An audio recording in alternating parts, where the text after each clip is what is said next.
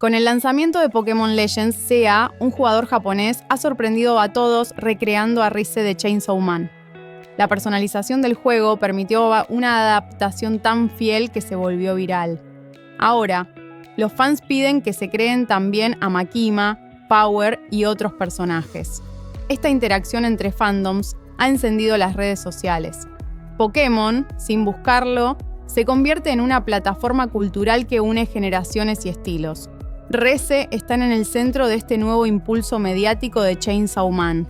Es curioso cómo Chainsaw Man genera más impacto cultural a través de fragmentos que de su anime completo.